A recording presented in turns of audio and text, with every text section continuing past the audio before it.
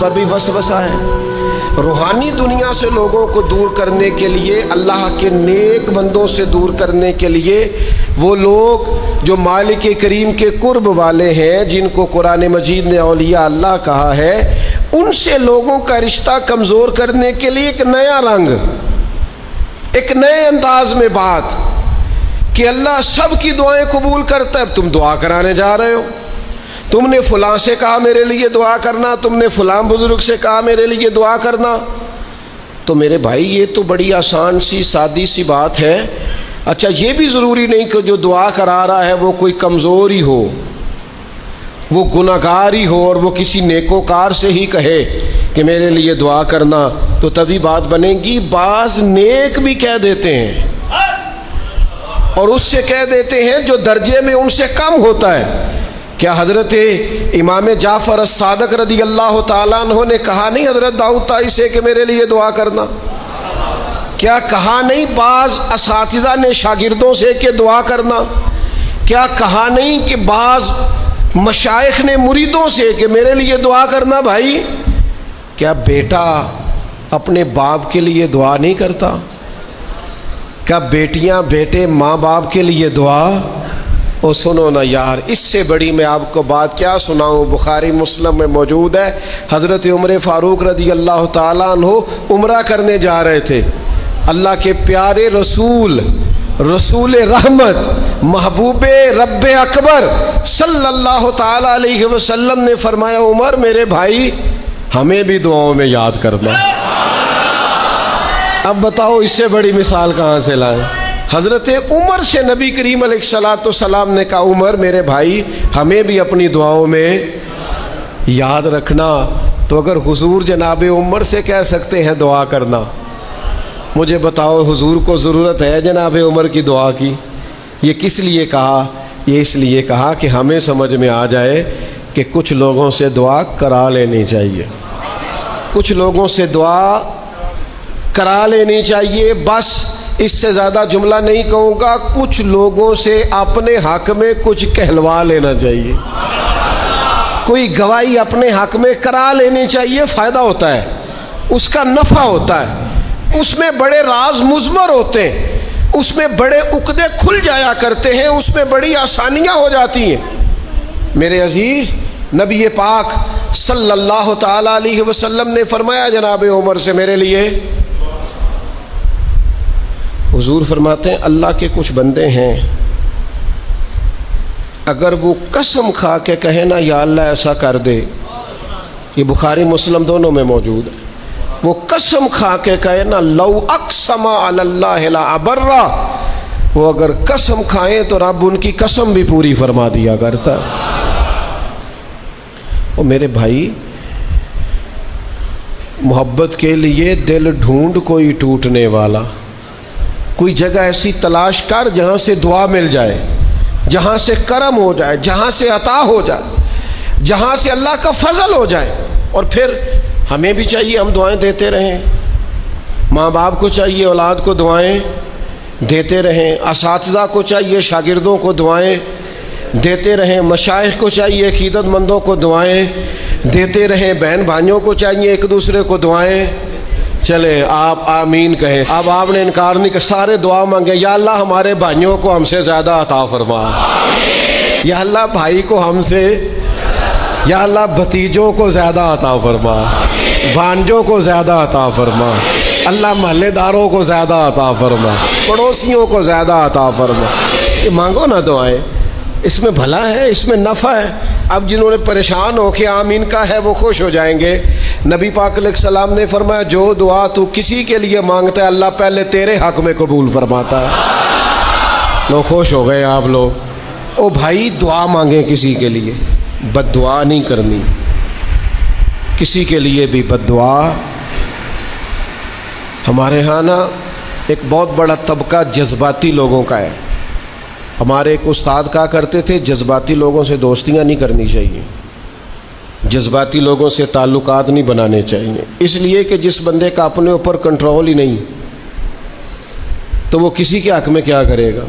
وہ کہتے تھے جذباتی لوگوں سے بچو۔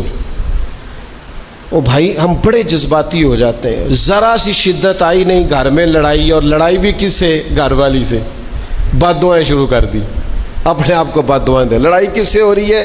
بہن بھائیوں سے، بد دعائیں شروع کر دی. ماں باپ سے لڑائی ہوئی، بد دعا دے رہے، اور بڑی بڑی تلخ ہو کے، بڑی بڑی سخت ہو کے. او بھئی آپ کیوں ایسے جملے کہتے ہیں، کیوں سخت لفظ بولتے ہیں؟ صحیح مسلم میں حدیث ہے، نبی پاک علیہ السلام نے 3 چیزوں کا نام لے کے فرمایا نہ اپنے آپ کو بد دعا دینا، نہ اپنی اولاد کو بد دعا دینا، نہ اپنے مال کو بد دعا دینا. ایسا نہ ہو کہ جب تم وہ دعا کر رہے ہو تو وقت قبولیت کا ہو. کبھی بھی اپنی اولاد کو، اپنے آپ کو، اپنے اموال کو بد دعا نہ دو. کیوں ایسے جملے بولتے ہو؟ یعنی غصے اور جلال میں بھی جب اپنے بچے کے لیے بات کرو تو پیار والی بات کرو. غصے میں، جلال میں، جذباتیت میں بھی بہن بھائیوں کے لیے، گھر والوں کے لیے، اپنے لیے بات کرو تو محبت والی بولی بولو. کبھی بھی اپنے لفظوں کو سخت نہ کرے. ہمارے ہاں 1 منٹ لگتا ہے، لوگ کہتے ہیں اللہ کرے میں مر جاؤں، اللہ کرے میں تباہ ہو جاؤں، اللہ کرے میں. او بھائی تو ٹھہر جا. اللہ تعالیٰ نے زندگی تجھے اپنے فضل سے عطا فرمائی ہے. تجھے کیا مصیبت بن گئی ہے؟ تو کہاں سے نکلا ہے؟ تو کہاں پہنچ گیا ہے؟ تو کیسے کہتا ہے میں مر جاؤں؟ تو اپنی جان کا مالک ہی نہیں. تو مالک ہوتا تو اپنی مرضی کے خاندان میں پیدا ہوتا، اپنی مرضی کی تاریخ کو پیدا ہوتا، اپنی مرضی کے ملک میں پیدا ہوتا. تو اپنی جان کا مالک ہی نہیں. مالک تو وہ ہے جس نے اپنی مرضی کی جگہ پہ پیدا کیا ہے، اپنی مرضی کا وقت دیا ہے. تو کیسے کہتا ہے میں مر جاؤں؟ نہیں، تو مر سکتا. اپنی مرضی سے مرے گا تو خودکشی حرام ہے، اور رب رسول کے راستے میں مرے گا تو شہادت کی موت نصیب ہوگی، ہمیشہ کی زندگی ملے گی. وَلَا تَقُولُوا لِمَن يُقْتَلُ فِي سَبِيلِ اللَّهِ أَمْوَاتٌ. لہذا جذباتیوں کی بد دعائیں کرنا اور سخت بد دعائیں کرنا. میرے ابا جی بھینس کو بد دعا دینے سے بھی منع کرتے تھے، اور میں کبھی کبھی حیران، جب ہم نے یہ حدیثیں پڑھی نا بعد میں کہنا سا یار ان پڑھ بندے نے کی تو سبق لیا. آج جانور کو، بھینس کو، وہ کسی وقت کو تنگ آتے نا تو کوئی سخت لفظ کہتا تو کہتے نا بھائی مال نو بد دعا نہیں دئی دی. تو اس وقت تو مطلب سمجھ نہیں تھی کہ یار مطلب مال نو بد دعا نہیں دئی دی، ایڈی کیڑی میرا مطلب ہے مشکل ہے. ان بندہ ماج نو بھی مندہ نہ آکھے. لیکن وہ جب روایات پڑھیں بعد میں تو سمجھ آئی کہ کچھ علوم کتابوں میں ہیں، اور چونکہ مسلمان سینہ بسینہ آ رہے ہیں تو کچھ تربیتیں ایسی ہیں جو لفظوں میں تو نہیں، لیکن بڑے بوڑھوں نے جو سنا سیکھا ہے وہ اپنے پلے سے باندھا ہوا ہے. انہوں نے اپنی گرہ سے اچھی طریقے سے کر کے باندھا ہے. بد دعا نہیں، آپ دعا کریں، آپ اچھے لفظوں میں.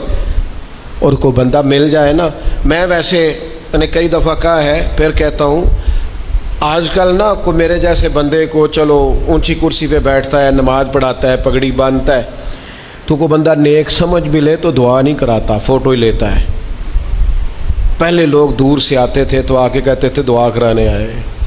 اب وہ کہتے ہیں بڑی دور سے چل کے آیا ہوں جی، بڑی مہربانی. تو کہتے ایک فوٹو مل جائے گی.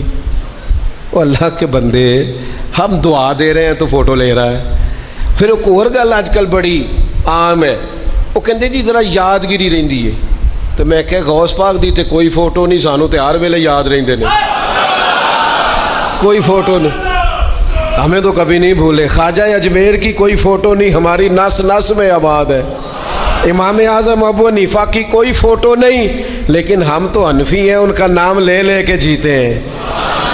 میرے حضرت صاحب کے ساتھ کوئی فوٹو نہیں. جرت ہی نہیں تھی، اتنے قابل ہی نہیں تھے کہ ساتھ کھڑے ہو سکے. وہ میرے گھر کبھی نہیں آئے، اور میں سمجھتا تھا گھر اس قابل بھی نہیں کہ اتنی بڑی ذات کو میں کہوں کہ تو میں کو جیتے دل بر سونا. اور کتنا سونا؟ او سونا تے رج کے سونا تے سونا جی میں سویرا. میں کو جاتے رج کے کو جاتے کو جا جی میں ہنیرا. کبھی اتنی ضرورت ہی نہیں کی. اتنی طاقت کے ساتھ کھڑے ہو کے کہیں کہ میں تیرے برابر ہوں تو فوٹو بنا، اتنی ضرورت کبھی ہوئی نہیں. ان کیا کریں؟ دور بدلا، حالات بدلے، زمانہ بدلا، طور طریقے بدلے.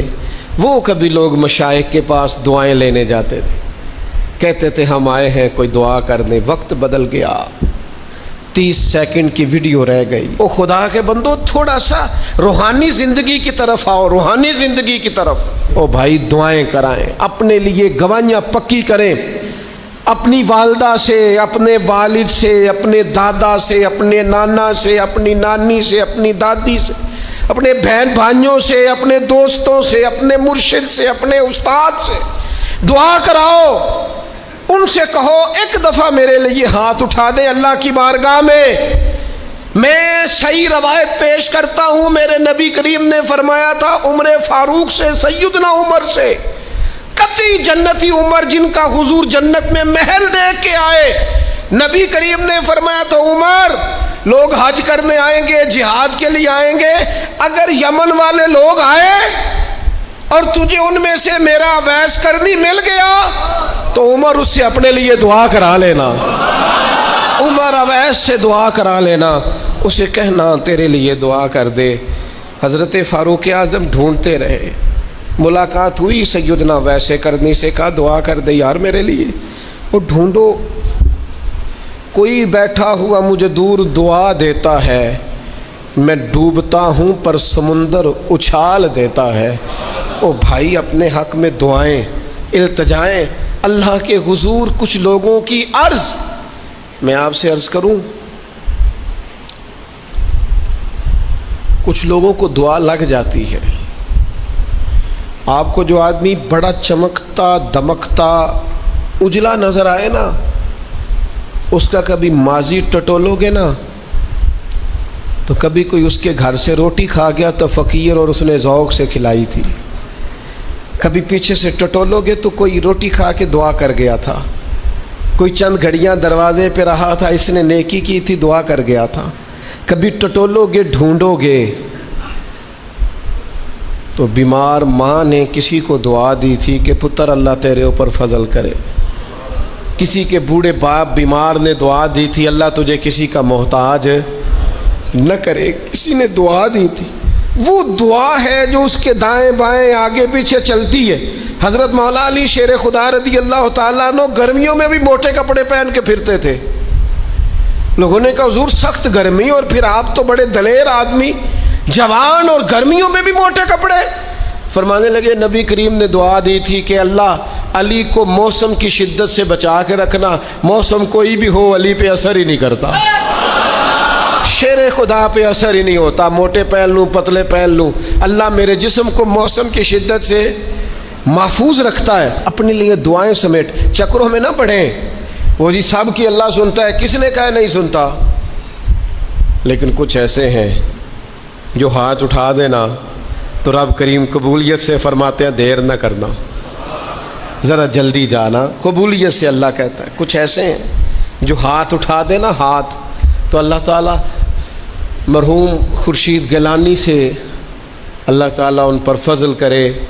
کچھ تھوڑا ربط رہا، انہوں نے نا ایک جملہ اپنی والدہ کے لیے کہا تھا، کہنے لگے میری اماں ان پڑھ تھی، اپلے تھاپتی تھی اور ان کا آنچل دوپٹہ بھی کئی دفعہ میلا رہتا تھا، پر مرحوم گیلانی صاحب کہتے ہیں میری ماں کبھی میلا دوپٹہ بھی سامنے کر کے اللہ سے میرے لیے رحمت مانگتی تھی تو مجھے لگتا تھا مالک نے فضل فرما دیا۔ بھائی اپنے لیے رحمت، اپنی والدہ سے، والد سے، بوڑھوں سے، بزرگوں سے دعائیں لیں۔ کچھ دعائیں ایسی ہوتی ہیں جو کرم کر دیتی ہیں، جو آسانی۔ اور ایک دوسرا پہلو بھی ہے، کبھی کسی بندے کو اتنا تنگ نہ کرنا کہ وہ اتنی تکلیف میں آئے کہ وہ خود تو کچھ نہیں کر سکتا، ماڑا ہے، لیکن پھر وہ رات کو اپنے رب کی بارگاہ میں بیٹھ کے کہے کہ تو حاکم و عادل ہے مگر تیرے جہاں میں ہے تلخ بہت بندہ مزدور کے اوقات۔ پھر ایسا نہ ہو غریب ہے، ماڑا ہے، خود تو کچھ نہیں کر سکا، پھر اللہ کی بارگاہ میں تیری شکایت کرے، ایسا نہ کرنا۔ میرے نبی پاک علیہ السلام کے درویش صحابی تھے حضرت سعید بن زید رضی اللہ تعالیٰ عنہ، فقیر فاقہ مست، حضرت عمر رضی اللہ تعالیٰ عنہ کے قریبیوں میں سے تھے۔ ایک عورت نے الزام لگا دیا زمین کے قبضے کا، میں کیسے آپ سے کہوں کہ جب لوگ کسی ایسے شخص پر جس نے زندگی ساری دیانتداری سے گزاری ہو لوگ الزام لگاتے ہیں نا، تو یہ بھی نہیں سوچتے ہم بات کس کے بارے میں کر رہے ہیں، کھلی ہوئی زبان ہوتی ہے، جو مرضی کہہ دیتے ہیں۔ حضرت سعید ابن زید پر الزام لگا دیا، اتنا بڑا آدمی، محبوب کا صحابی، اور عورت نے الزام لگا دیا۔ اور جب اللہ والے بد دعا دیتے نہیں، لیکن جب کوئی تکلیف اتنی دے، کلیجہ پھٹ جائے، پھر بندہ کیا کرے؟ وہی بات کہ اب وہ کچھ کہہ نہیں سکتے تھے، ایک عورت پر کس طرح کوئی بات ہو سکتی تھی؟ دونوں ہاتھ اللہ کی بارگاہ میں اٹھائے، یہ صحیح حدیث میں موجود ہے، دونوں ہاتھ اللہ کے حضور اٹھا کے عرض کرنے لگے، مالک اگر یہ عورت جھوٹی ہے نا تو پھر اسے اندھا کر دے اور اس کی قبر اس کے گھر میں بنا دے۔ صحابہ فرماتے ہیں کہ حضرت سعید ابن زید کا تو وصال ہو گیا، زمانہ گزر گیا، لیکن ہم نے پھر اس بی بی کو اندھا ہوتے دیکھا ہے، پھر اس کے گھر میں کنواں تھا اور ہم نے اسے اپنے ہی گھر کے کنویں میں گر کے مرتے ہوئے بھی دیکھا ہے۔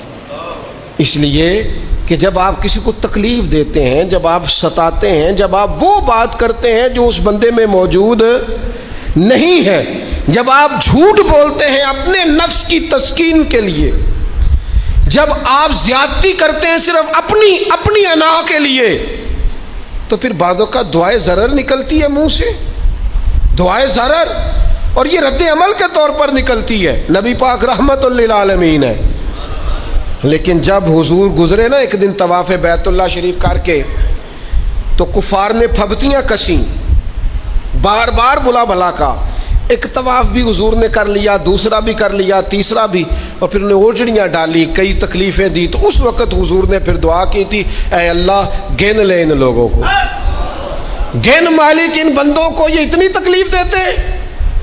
حضرت صدیق اکبر فرماتے ہیں وہ جن کے لیے محبوب نے اس دن دعا کی تھی وہ چن چن کے بدر میں قتل ہوئے، سارے گن گن کے وہ لوگ قتل ہوئے۔